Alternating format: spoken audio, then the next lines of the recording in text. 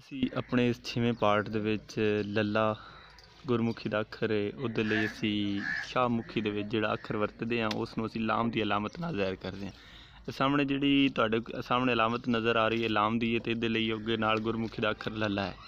ਮੰਮਾ ਗੁਰਮੁਖੀ ਦੇ ਵਿੱਚ ਮੰਮਾ ਮੀਮ ਲਈ ਵਰਤਿਆ ਜਾਂਦਾ ਹੈ।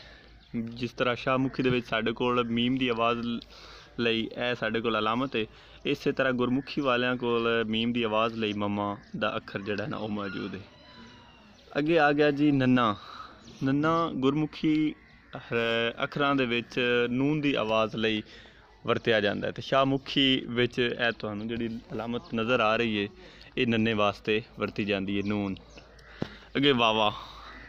ਵਾਵਾ ਵਾਹ ਵਾਸਤੇ ਅਲਫਾਜ਼ ਹੁੰਦਾ ਹੈ। ਸ਼ਾਹਮੁਖੀ ਦੇ ਵਿੱਚ ਇਹਦੇ ਲਈ ਹੈ ਜਿਹੜਾ ਵਾਓ ਅੱਖਰ ਵੀ ਦੇ ਨਾਲ ਤੁਹਾਨੂੰ ਨਜ਼ਰੀ ਆ ਰਿਹਾ ਹੈ।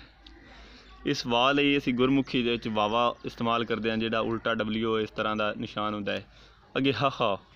ਹਾਹਾ ਜਿਹੜਾ ਹੈ ਉਹ ਹੇ ਵਾਸਤੇ ਅਸੀਂ ਹੇ ਹੋਵੇ ਹਲਵਾਈ ਵਾਲੀ, ਹੇ ਹੁੱਕੇ ਵਾਲੀ ਹੋਵੇ, ਅਤੇ ਇਹ ਹੇ ਹਲਵੇ ਵਾਲੀ ਹੋਵੇ, ਜਾਂ ਇਹ ਵਾਲੀ ਹੇ ਅੱਖਾਂ ਵਾਲੀ ਹੋਵੇ, ਕੋਈ ਵੀ ਹੇ ਆਵੇ ਉਹਦੇ ਲਈ ਹਾਹਾ ਉਹਨਾਂ ਦੇ ਕੋਲ ਅੱਖਰ ਉਹ ਮੌਜੂਦ ਉਹ ਵਰਤਦੇ ਨੇ।